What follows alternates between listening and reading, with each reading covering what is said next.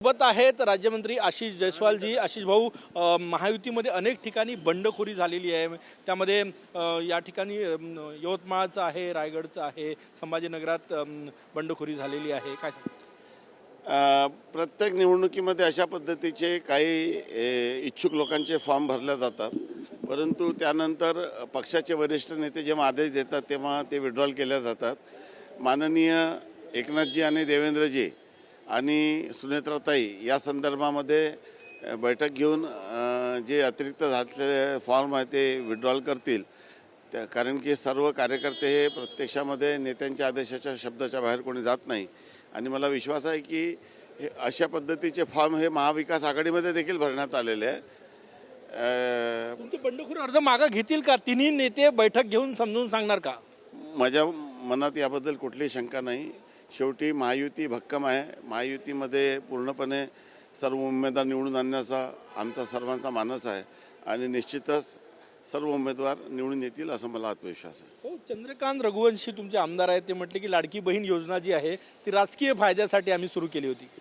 मला त्यांचं मी वक्तव्य वाचलेलं नाही आहे, परंतु हे बाब मान्य प्रत्येकाला करावंच लागेल की अशा पद्धतीची योजना देशाला देणारा राज्य महाराष्ट्र हा सर्वात जास्त लाभार्थी असलेलं राज्य आहे आणि या योजनेला खूप लोकप्रियता मिळाली आणि गरीब माणसाला, विशेष करून आमच्या बहिणीला त्यांच्या जीवनामध्ये त्यांचं कुटुंब चालवण्यासाठी खूप मोठा आधार मिळालेला आहे आणि ज्या निकषामध्ये पात्र असलेल्या महिला आहे त्या सर्व महिलांना यातून मोठा दिलासा मिळत आहे आणि भविष्यामध्ये आम्ही या रकमेमध्ये कशा पद्धतीने वाढ करता येईल जी आम्ही लोकांना वचनं दिली होती ते टप्प्याटप्प्याने आम्ही पूर्ण करू।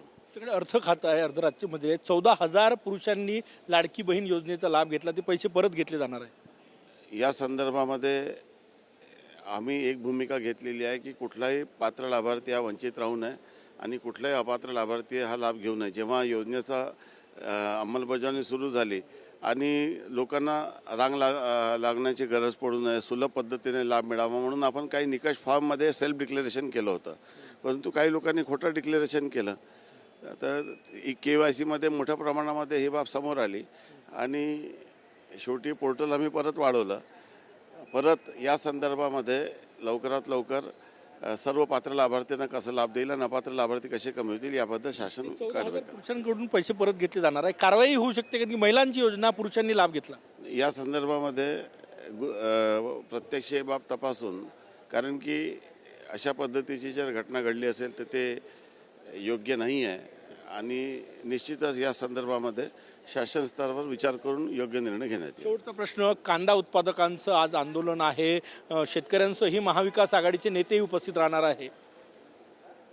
नाही, शेवटी लोकशाहीमध्ये आंदोलन करण्याचा प्रत्येकाचा अधिकार आहे, परंतु कोणी किती आंदोलन केलं तरी सरकार शेतकऱ्यांच्या प्रत्येक प्रश्नाबद्दल संवेदनशील आहे आणि काही युद्धजन्य परिस्थिती आहे, काही पिकाच्या उत्पादनामध्ये वेगवेगळ्या पद्धतीची परिस्थिती असमतोल येत असतो, परंतु शासन प्रत्येक विषयाकडे गांभीर्याने लक्ष घालून योग्य तो निर्णय घेऊन शेतकऱ्याला सातत्याने न्याय दिलेला आहे आणि या संदर्भात ते दिला जाईल। कांदा उत्पादकांचा प्रश्न सोडवला नाही, दयनीय परिस्थिती आहे, 6 आणि 7 रुपये किलो भाव मिळते। नाही, काय प्रमाणामध्ये अशा पद्धतीची परिस्थिती कधी पीक येणे, कधी मिरचीच्या संदर्भात, कधी टोमॅटोच्या संदर्भात प्रश्न उपस्थित होतो, परंतु शासन या संदर्भामध्ये योग्य कारवाई करेल। खूप खूप धन्यवाद। कॅमेरामॅन सचिन सयामसह गजानन नुमाटे, TV9 मराठी, नागपूर।